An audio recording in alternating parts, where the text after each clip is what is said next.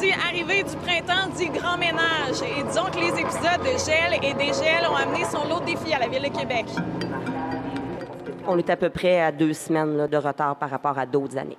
Les changements climatiques, les épisodes de gel et dégel, quand on parle de bris d'aqueduc en hiver, compacté dans un sol mouillé par un bris d'aqueduc, un sol gelé, c'est sûr que ce compactage-là, il peut être correct le 15 janvier, mais aussitôt que le sol va dégeler, la compaction va bouger. Donc, il y a une corrélation aussi entre les bris d'aqueduc en hiver et les nids de poules que ça crée au printemps. Radio-Canada nous apprend que plus de 460 réclamations ont été faites l'an passé par des automobilistes dont les voitures ont été endommagées par des nids de poules. Un record. Oui, il y a plus de réclamations, mais vous avez vu aussi que c'est comme ça pour l'ensemble du Québec, y compris les autoroutes. Les équipes se parlent. Donc, quand on arrive sur une rue où on a un bout de rue qu'on refait à chaque année, bien, éventuellement, ça transfère du côté de l'ingénierie pour une réflexion plus en profondeur.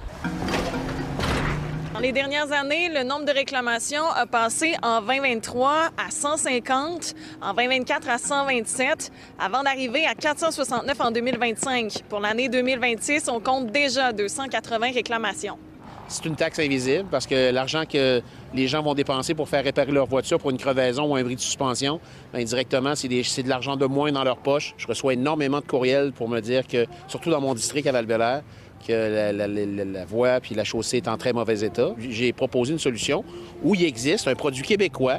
C'est de la nanotechnologie. C'est un composé à base moléculaire qui s'installe autant sur une surface mouillée, glacée. C'est un produit qui tient. Les équipes de la Ville sont toujours en vigie sur on peut-tu améliorer les choses, on peut-tu faire mieux, y a-t-il des nouveaux produits? Nos équipes sont là pour ça. L'asphalte dont M. Lachance parlait, bien, la compagnie donne une garantie de 6 mois sur les travaux, là, fait que c'est pas éternel non plus. Balais à trottoir, camions arrosoirs et pavage de nids de poules, la Ville de Québec se défend d'effectuer les travaux plus rapidement qu'auparavant. On répare nos nids de poules en 2,5 jours actuellement, alors qu'on a déjà été un peu plus lent pour le faire. Là, on est à 2,5. Nos équipes de col bleu colmatent jusqu'à 500 nids de poules par jour. Donc, ils sont vraiment à pied d'œuvre sur le terrain. On vous rappelle en terminant que vous pouvez vous-même signaler un nid de poule directement sur le site de la Ville ou via le 311. À Québec, Juliane Perrault pour Nouveau Info.